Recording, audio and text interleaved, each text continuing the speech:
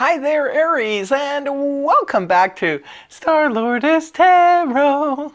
This is your tarot forecast for the month of December 2025. Can you believe we are at the end of this year? Wow, amazing, amazing. This year just flew by just like that. Well, I would like to take a moment to wish each and every one of you very happy holidays.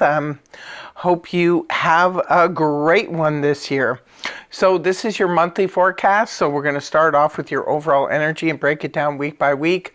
I already shuffled the cards, laid them all out. Let's see what's going on for Aries. Your overall energy is the Seven of Swords in the upright position. Well, a couple of things could be going on here. Keep in mind this is a general read, so just take what makes sense in your own personal story scenario. But the Seven of Swords can sometimes represent, dealing with some kind of unscrupulous personnel, I was going to say. But it could be that somebody is trying to be sneaky. Hopefully that's not the case for y'all, but I mean, it does happen in life. Maybe somebody is trying to, steal your ideas or just do something. This is the flights of the consequences of a dishonorable act. So this could be somebody just trying to do something sketchy and dip out. But for others of you, the card can simply represent avoidance. Now, maybe it is holiday time. Perhaps some of you are trying to avoid certain family members that you don't want to be seeing this year. Others of you, it could be others are avoiding you. There's a certain level of avoidance, but it's not always just people. Sometimes the Seven of Swords can simply represent we are trying to avoid a subject matter or dealing with a certain thing this month. So let us know in the comment section below, if this resonates for you, and do tell us how so. In week one, you have the Five of Wands in the upright, rooted down by the High Priestess, reversed. Well, Five of Wands represents, everybody knows it's not my favorite energy, that he said, she said nonsense. I call it full moon madness. Just before the full moon, where everybody gets all up in arms over the drama du jour, and once the full moon is over, nobody cares about it anymore. There's a certain intensity that happens prior to a full moon. So I just equate it with that type of energy where it's like pointless drama that can just spark. And it's usually involving other people. So this could be, family drama going on at work.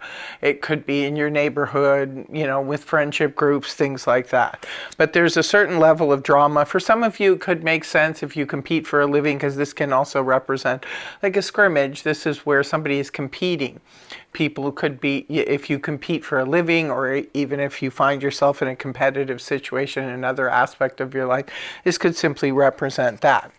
But what I like about this first week is the fact that it's rooted down by the High Priestess in reverse. Now, a couple of things could be happening here, but the High Priestess in the upright points to hidden information, hidden knowledge, where we need to listen to our intuition because something is going on behind the scenes that we're not aware of. But the interesting thing here is that the High Priestess reversed points to, Pandora's box being opened. It could be for some of you, maybe the truth comes out. Somebody, pulls the lid off of something, some type of truth, and then it causes this drama. But for others of you, this could be releasing the drama.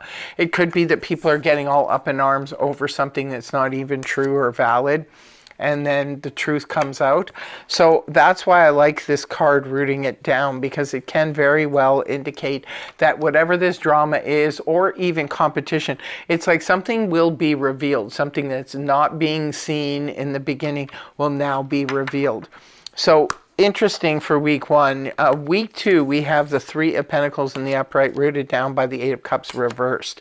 The Three of Pentacles points to working in harmony with others. This is where we are doing our best. We're putting our best foot forward. Now, this is in a bit of a team scenario, so it could be in week 2 you're working with others, but this could be family members even. Sometimes this will come up when family members are all, banding together in order to get their house in order, or, get the place all ready for the holidays, things like that. For others of you, this could represent yourself and your partners banding together, and everybody's trying to accomplish a goal here, and everyone's working together. It's a great energy around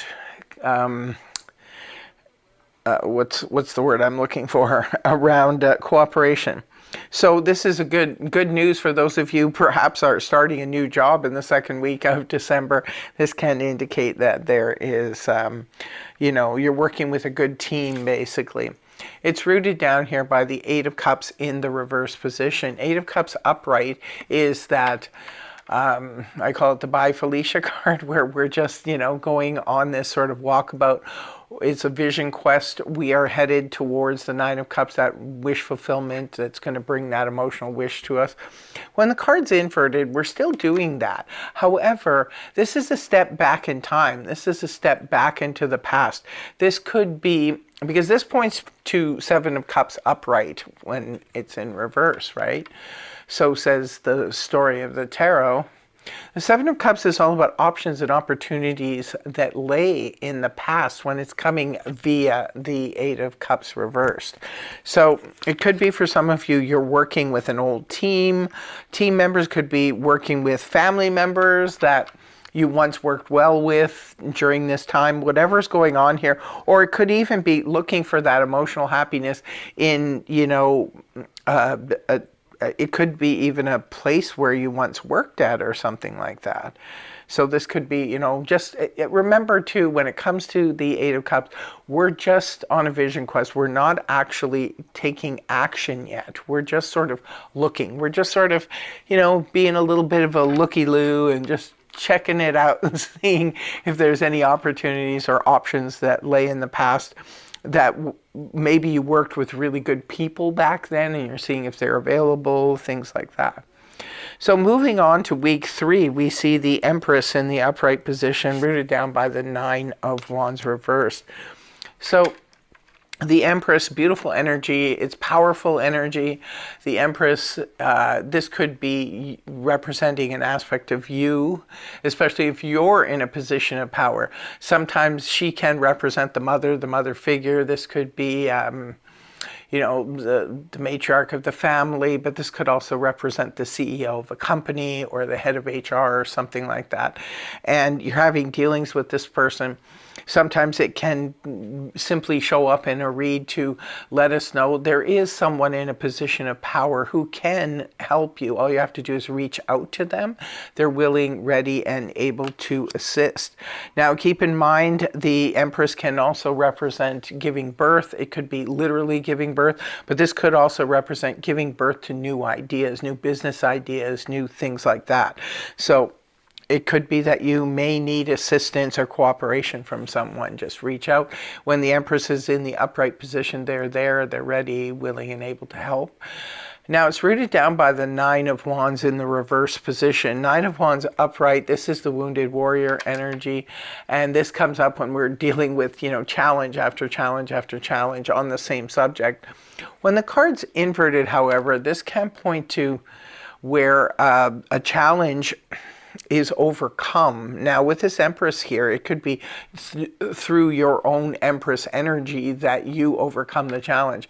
However, for some of you, it could be this Empress is helping you to overcome a challenge that has been sort of like, a bee in your bonnet or something like that. It's like, this thing has pestered me forever. Maybe you're reaching out. It could be to, someone but it could also be that there's a need to reach out to a powerful person. Could even be somebody, like a government official or something like that. Maybe you need to go to the head honcho in order to get something accomplished. I always use the example, like say you're trying to get your passport done, and it needs to be expedited. Maybe you need to go over people's heads in order to get this accomplished. So if it's something like that, always reach for the top ring. Others of you, this could represent your own Empress energy is helping you to overcome a challenge. In week 4, we see the Queen of Swords with the Two of Swords upright, rooting it down. Now this is the last week of the month, last week of the year. Queen of Swords energy is air energy, Gemini, Libra, Aquarius, Sun, Moon, or Rising. Now, this could be someone external to you, but this could also be an aspect of yourself. The Queen of Swords just sort of cuts through all the nonsense, all the BS. Like, she's a good one to come in at the Five of Wands, right? Just like cut through all the nonsense and just says, oh, stop all this. Let's move on. She's interested in the truth and the whole truth. She leaves emotion out of it, and she just wants to stick to the facts of the matter. So it could be an aspect of you, but this could also represent somebody you're dealing with. Sometimes the sword people can pop up representing someone in the military. They can be representing surgeons. They can be representing people in legal professions, you know, such as lawyers, police officers, things like that. So for some of you, you could be dealing with those matters towards the end of the year. And the Two of Swords roots it down here. The Two of Swords is all about a need to make a decision. So it looks like the second half of the year here, maybe some of you are trying to set yourself up for 2026 and you're trying to make a big decision. It could be that there's something here that needs to be, you know, a challenge that needs to be overcome. Maybe it's something you don't wish to bring with you into the new year. And then you're looking around at what you can do. Perhaps the Queen of Swords energy helps you figure it out. Because remember, the sword people are a clear mind, right? Can represent a clarifying conversation too with somebody that helps you clarify matters. But what it does is it leaves you with that Two of Swords. Now you have to make a decision. Now that you have all the information you need, it's time to make a decision here. Now, looks like an interesting month for you, Aries. In closing, I will be pulling 3 cards from the Angels. This is the Angel Answers deck. I've been using this for the last few months for the monthly reading, and we found we found these cards that I just laid out. The first card is unlikely. Something is unlikely here. No is another one here, and then it says within the next few months.